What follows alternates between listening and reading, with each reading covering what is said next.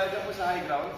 Ako po yung owner, si Aldrin Escusa. So, malis po ako saglit at nag-lunch siya back. So, may classmate ako Escusa. Joanna Escusa. Medyo kapitid na po. Ay panganay po nung angkin ko.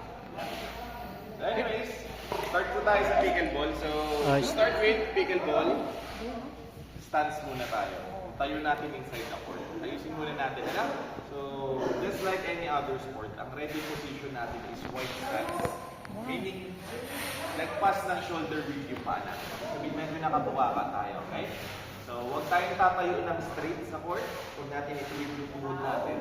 Bend natin ang konti. Mag-lower tayo, okay?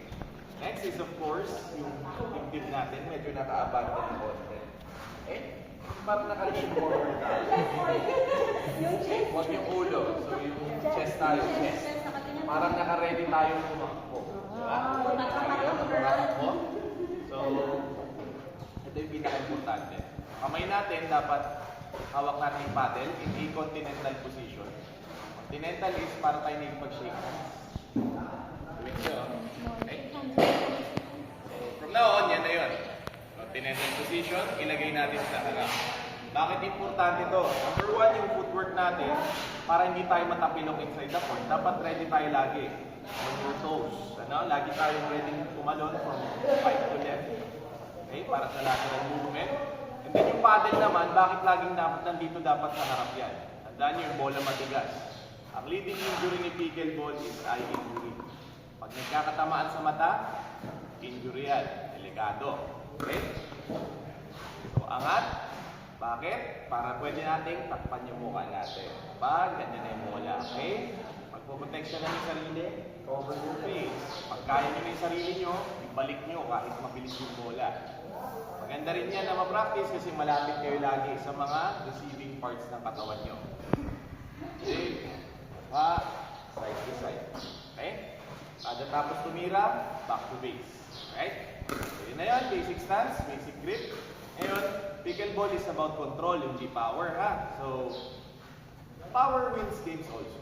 Pero power alone cannot win the game. Kailangan natin ang control. So, lilitan muna natin yung court. Itong pulang area na to ang tawag dyan, kitchen. Okay?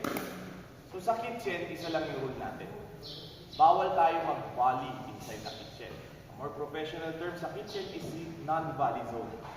Non-volley zone meaning, ano bang picture ng volley? Kapanood tayo ng volleyball? Yes. Taas lang ang bola. Blocking. Diba? So, kapag sa taas tinitira yung bola, hindi yung pinapabounce, ang tawag doon yung volley.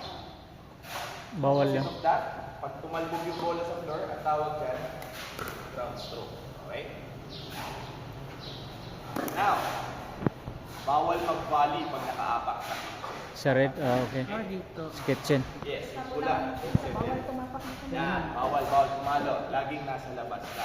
Okay? Dito pwede po. Pwede, oo, pwede. Pero basta tumira ka ng bola sa area na nakatapak sa kitchen, bawal yun, hold yun. Alright, so ngayon, try natin kontrolin yung bola. Ibalik yung bola sa akin, dito pabagsakin sa kitchen. Okay? Okay, kaya mo muna mag-bounce. Tama ka dili. Kumapa ka naman. Okay. Oh, Rick, yan mo siya. Ha? Sige, ikaw muna. Ikaw muna. Parang Sige, ikaw muna. alam ko na yan. Sige, try mo. Para for the record, your honor. Oh, muna, sige, balik.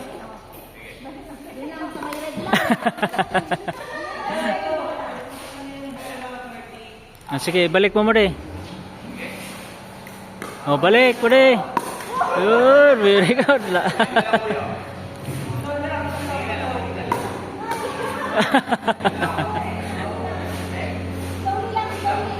Slowly.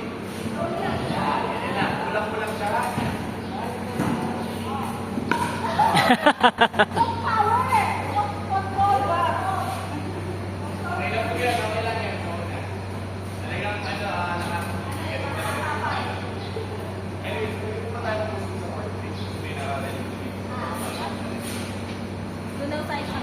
Doon sa kabila. Lipat tayo.